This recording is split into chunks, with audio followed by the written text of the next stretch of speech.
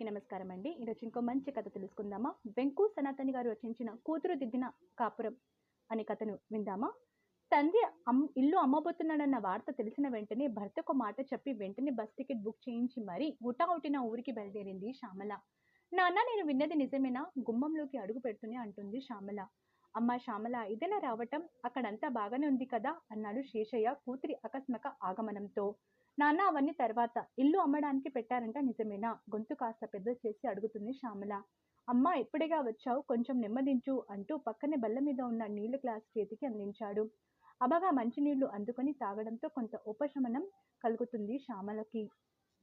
ఉరుకుల పరుగులతో హడావుడిగా హఠాత్తుగా రావటానికి గల కారణం మళ్ళీ ఇల్లు అమ్ముతున్నారని విన్నాను.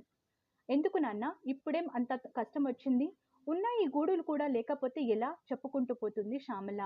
ఆ ప్రశ్నలకు పరంపరకు జవాబు చెప్పలేక మాటల కందని బాధను లోపలకు దిగమింగుకుంటూ మౌనంగానే ఉండిపోయాడు శేషయ్య. నాన్న, నిన్నే అడిగేది. మళ్ళీ ఇల్లు అమ్మవలసినంత అవసరం ఏం వచ్చింది? మళ్ళీ అడిగింది శ్యామల. తండ్రి తొందరపడాడని తెలుసు.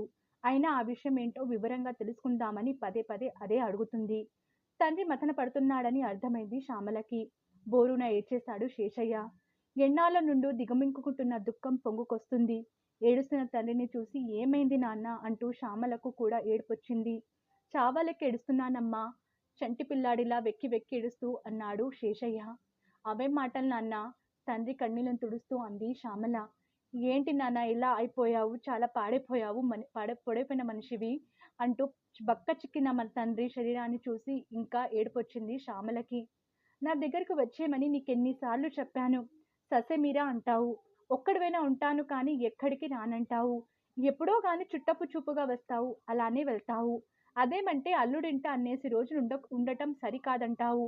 నా మాట నాదే, నీ బాట నీదే అంటూ తండ్రిపై ప్రేమని బాధ రూపంలో పలికింది శ్యామల.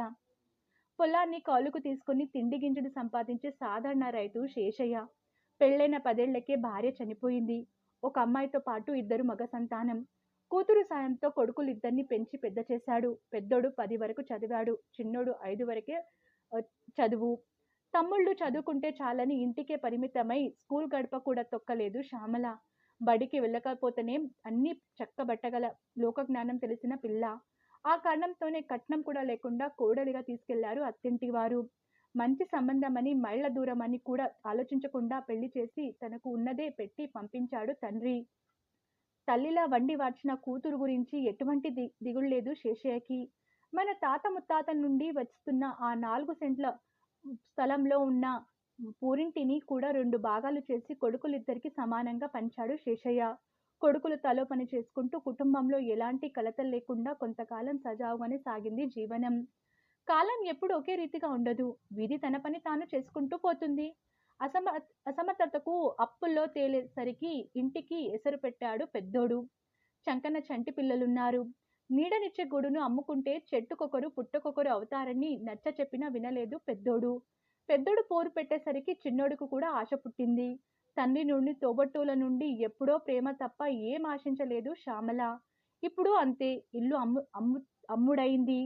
తండ్రి గురించి పట్టని తనయులతో తలో బాట పట్టారు. కూతురు రమ్మని పట్టుబట్టినా వెళ్ళలేదు సరికదా. కొడుకు చేసిన పనికి ఆ ఊళ్ళో ముఖం చెల్లక పక్కూరు వెళ్ళి ఆ ఉన్న డబ్బుతో 2 సెంట్ల భూమి కొనుక్కొని అందులోనే ఇల్లేసుకున్నాడు శేషయ్య. కొంతకాలానికి అదే ఊరికి మకాం మార్చాడు పెద్దోడు. వాటా డబ్బుతో వ్యాపారం చేసి దివాలా తీశానని తండ్రి దగ్గర వాపోయాడు. తండ్రి పంచాన చేరాడు. చిన్నోడు సంగతి ఏంటని అడిగిన శేషయ్యకి తెలీదు అనే సమాధానం వచ్చింది పెద్దోడి నుండి. కొడుకు కొడులు పిల్లల రాకతో శేషయ్య ఆనందానికి అవధులు లేవు. ఆ ఆనందం ఆవిరవటానికి ఎంతో కాలం పట్టలేదు. కొడుకు కసుళ్లతో, కోడలి విసుళ్లతో పెట్టి పెట్టక, తిని తినక చెక్కి సగమయ్యాడు శేషయ్య. పిల్లల చేత కనీసం తాతయ్య అని పిలిపించుకోలేని దుస్థితి శేషయ్యది. ఓ రోజు కంచం నిండా అన్నం పెట్టి వాళ్లకున్న బాకీల గురించి ఎకరుపు పెట్టారు కొడుకు కొడలు. ఈ ఇల్లు కూడా అమ్మడం తప్ప వేరొక మార్గం లేదన్నాడు కొడుకు. వత్తాసు పలికింది కోడలు. ఆస్తులు అప్పులు అంటూ రుణబంధాలు తప్ప అనుబంధాలు పట్టని కొడుకు కొడలు. ఆ బాటలోని పిల్లలు. నిట్టార్పుగా నవ్వుకున్నాడు శేషయ్య. ఎందుకు నవ్వాడో అర్థం కాక ఒకరి ముఖం ఒకరు చూసుకున్నారు ఇద్దరు. బాగున్నారని అనుకున్నాను కానీ ఇంత బాధలో ఉన్నారని ఊహించలేదు అంది శ్యామల తండ్రిని ఓదారుస్తూ. నిన్ను చూసుకోవడానికి అమ్మ కూడా లేదు నాన్న అని చెప్పినా వినిపించుకోకుండా దూరపు సంబంధం చేశావు. నా వద్ద ఉందువు గాని రమ్మంటే రావు. ఇప్పుడు నీ పరిస్థితి చూడు అంది శ్యామల. తండ్రిపై ఎంతో ప్రేముందో స్పష్టంగా కనిపిస్తుంది శ్యామల మాటల్లో. వాళ్ళు వెళ్ళి ఎన్ని రోజులవుతుంది అన్న శ్యామల పాటకు నెలపైనే అవుతుంది అని శేషయ్య వైపు నుండి సమాధానం వచ్చింది.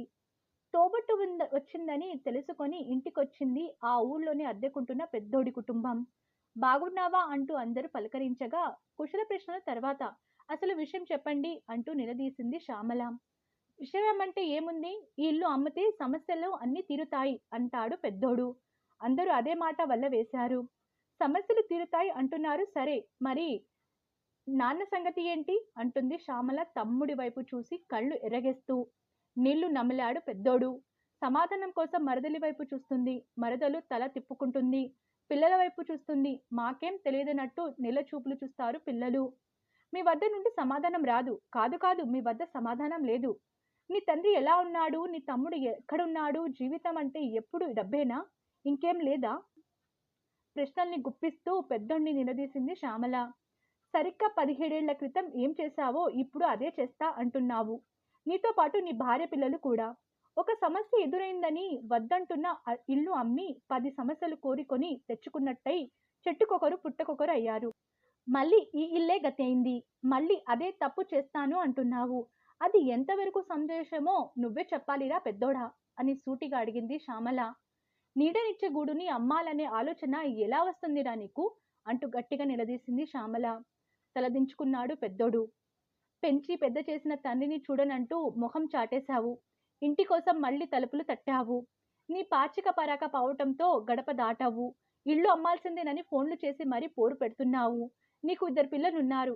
ఆవు చేలో మేస్తే దూడ గట్టున మేస్తుందా? రేపు నీ పరిస్థితి ఇంతే. వీధి ఎవరిని వదలదు. ఎవరికి ఇవ్వాల్సింది వారికి ఇస్తుంది. అది మంచైనా చెడైనా. అవసాన దశలో ఉన్న కన్న తండ్రిని కష్టపెట్టడం తప్పురా. మీరేమైనా ఆనందంగా ఉన్నారా? ఇలాంటి ప్రవర్తనతో అనార్థాలు తప్ప ఆనందాలు ఉండవు అంటూ హితవు పలికింది శ్యామల. శ్యామల మాటలకి సత్యం బోధపడింది పెద్దోడికి. కళ్ళలో నీళ్లు తిరిగాయి. భార్య పిల్లలతో సహా తండ్రి కాళ్ల మీద పడతాడు. తల్లిదండ్రులను ప్రేమించడం క్షమించడం తప్ప ఏం తెలుసు? అదే చేశాడు శేషయ్య. తండ్రి గురించి జాగ్రత్తలు చెప్పి చిన్నోడికి కూడా చెరదీసి అందరూ కలిసి ఉండండి. రెక్కల కష్టాన్ని నమ్ముకోండి. అది ఎన్నటికీ వమ్ము కాదని చెప్పి వచ్చిన పని పూర్తి అవ్వటంతో తెల్లారి బస్కి విశాఖపట్నం బయలుదేరింది శ్యామల. మీకు ఈ కథ నచ్చితే లైక్ చేయండి, షేర్ చేయండి. మరిన్ని మంచి కథల కోసం మన ఛానల్ని సబ్స్క్రైబ్ చేసుకోండి. ధన్యవాదములు.